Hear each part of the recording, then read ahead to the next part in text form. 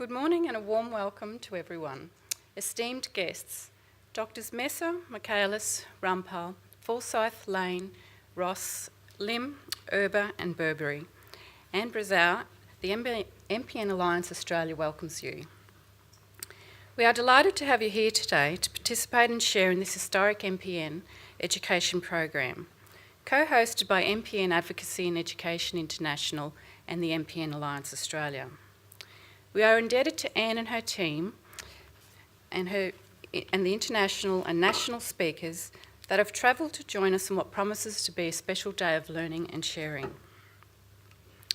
I would also like to acknowledge and thank the haematologists, professors and researchers that participated in the specialist meeting yesterday. It was a chance for those working in the MPN arena to discuss research and establish networks. I'm Lara Chapman, founder of the MPN Alliance Australia, and I've been invited today to talk to you about the history and the goals of the MPN AA.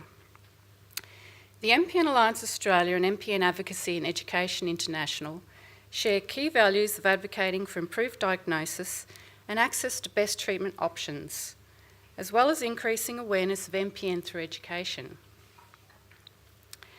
MPN Alliance Australia is committed to collaborating with the Leukaemia Foundation of Australia, government and relevant organisations to improve communication about MPN and their service delivery to patients and families, lobby for access to emerging treatments, share quality resources, as well as fundraising to contribute toward research and hopefully a cure.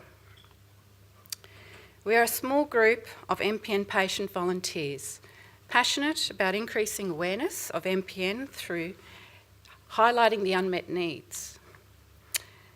At the time, I remember saying that I would do what I could. Oh, sorry, I've missed a page. Excuse me, rushing ahead. MPNA member Ken Young has a long-standing collegial relationship with Anne Brazeau and has been running the MPD Oz email list since September 1998. Last September, Ken attended the MPN Support Group Coordinators Connect and Share meeting held in Chicago. He introduced the work of the MPN AA, resulting in this invitation to co-host this wonderful event. Thank you, Anne. Drawing on Ken's experience and contacts within the MPN arena, both at a local and international level, has assisted the MPN AA in moving forward with its steady development. Ken's commitment to personally engage with numerous patients over the years is a credit to him. Struggling with side effects from drug therapy 5 years after my initial diagnosis of essential thrombocythemia, I searched the internet for practical support to assist my family and I. During this search, I discovered that MPN came under the Leukaemia Foundation umbrella. Why did I not know this after having lived for 5 years with ET? Having found the US-based MPN Net email support list, I was redirected back to Ken's email list. At that time, I remember saying that I would do what I could to help raise awareness of myeloproliferative neoplasms in this country, to challenge the status quo. Drawing inspiration from the words of Gandhi, "Be the change that you wish to see in this world," I met with Mr. Bill Pesh, CEO of the Leukaemia Foundation of Queensland, and Director of Support Services, Mrs. Barbara Hardig, in mid-2013.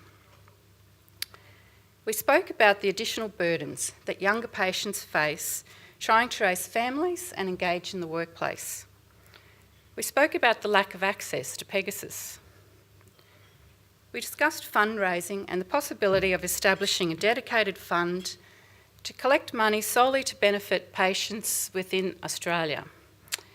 As a result of this meeting, at the start of 2014, the Leukaemia Foundation of Queensland established a coffee and chat support group that meets in Brisbane quarterly. I would like to thank and acknowledge both Bill and Barbie for their willingness to listen and support the views of a patient. Throughout the early months of 2014, Bill Pesh and I established the MPN Fund within the Leukaemia Foundation of Queensland Research Trust. The first deposit was made on the 12th of May that year. My focus at the time was to raise the profile of MPN within the Leukaemia Foundation as well as in the public domain, along with supporting research. For several months, I planned and organised a unique MPN awareness and fundraiser event held in Brisbane on the 14th of August. It was a great success. It was well attended and well supported. It was wonderful to have Miss Sam Soddy, the National MPN Coordinator at that time, fly up from Melbourne to present an educational talk to the audience. Approximately $40,000 was raised that year. I wish to acknowledge my immediate family, who together made a considerable donation to the Translational Research Institute in Brisbane. Their unwavering support and desire to contribute to the science of understanding MPN is admirable. The remaining funds raised were deposited into the MPN fund within the Leukaemia Foundation. In June 2015, several list members replied to my post keen to discuss ideas and ways to best utilise these funds to support Australians with a diagnosis of MPN. From the beginning, the group discussed the establishment of a website and structuring the group to have independence. The MPN Alliance Australia would like to take this opportunity to acknowledge those that contributed to initial conversations. Thank you, Sophie, Lara and David. Thank you also to Pierre Anderson, who designed the logo for the MPN AA. As well, we thank Josie Muller for her assistance with promoting the MPN AA Facebook page within the MPN Alliance Australian and New Zealand support community. Yolanda Visser's commitment to the vision of creating change has endured since the commencement of the original working group's discussions. I have appreciated Yolanda's intellect and guidance as we set about the formalisation of the MPN Alliance Australia. Without Yolanda's steadfast friendship, I could not have furthered the vision. The terms of reference that underpin our group's working relationship is a noteworthy credit to Yolanda. Yolanda and I met with Bill Pesh in November 2015 and again in February 2016 throughout the establishment process. Sue Taylor came home energised from her London meeting with John Mathis, patient chairperson for MPN Voice last October. Sue's discussion resulted in an invitation for the MPN AA to participate in the inaugural MPN Horizons Conference held in Belgrade, Serbia, November 2016. We were even more excited to have been selected to present our experiences with establishing an advocacy group.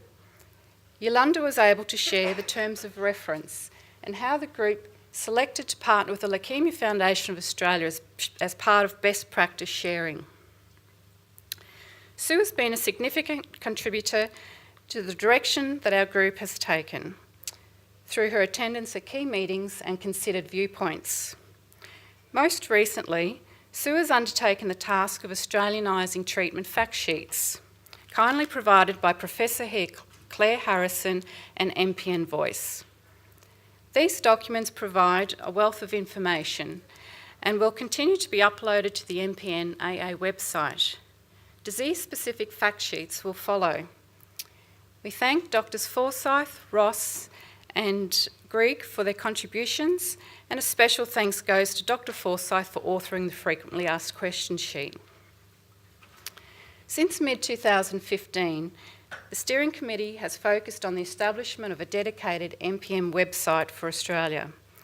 Having taken longer than expected, we launched in November 2016. Preceding this, on the 29th of February, in recognition of World Rare Disease Day, the live donation button for the MPN AA went live. The Leukaemia Foundation announced their new working relationship with the MPN AA in a press release, and since then, tax-deductible donations have been able to be made directly into the MPN AA fund. This was a major achievement at the time, as the Leukaemia Foundation of Queensland and Australia had not yet unified. Our fund, like blood cancer, was not bound by state borders. Angela Willett joined the team with Sue in September 2015. Angela successfully secured a $10,000 grant in 2016 to boost the MPN AA fund. Angela's dedication to carrying out initiatives has seen the medical wallet cards printed and distributed. Angela assists with the running of our Facebook page and taking minutes, and also working with the IT department of the Leukaemia Foundation.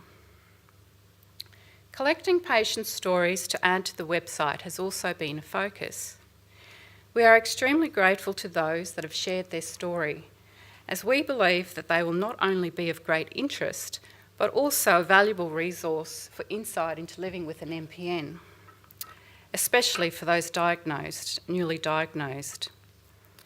We are very proud of the website. It is central to our business of ongoing patient advocacy and education. The site will continue to evolve as our content grows. The MPN AA is delighted to have received emails via the contact page for people who have discovered our website. Google Analytics show that the MPN AA website is recognised as one of the most popular searches when looking for MPN in Australia. We aim to build our news section and continue to acknowledge people that have raised important dollars to further our work. This past year, we've seen Jeannie run a half marathon, Tracy shave her hair, Anita walk in Light the Night, and Faye make a quilt to raffle. I've held a craft market stall and auctioned an oil painting. There are many others that have contributed to our worthy cause. Natalie Cook has a strong connection to the Leukaemia Foundation for some years. Natalie enjoys writing articles for the Leukaemia Foundation MPN newsletters. She has presented at 2 recent LF conferences as an accredited practicing dietitian, and she was the consumer representative along with Ken on the National MPN Working Group between 2013 and 2016. In April 2016, Natalie travelled to London to present the results of the 2014 National MPN Survey, hosted by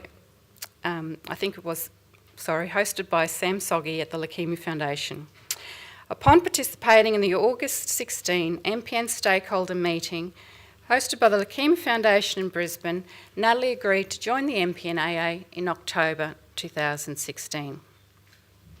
Since doing so, Natalie has continued her push to seek government support to expand the pharmaceutical benefit scheme to include Pegasus for people with MPN. The MPN AA will continue to work to build partnerships and networks, to raise funds, to identify how we can support MPN research, to develop our website and further resources, to advocate on behalf of people living with an MPN. A lot of work over a number of years brings us to where we are today, a unique national and international educational event for myeloproliferative neoplasms.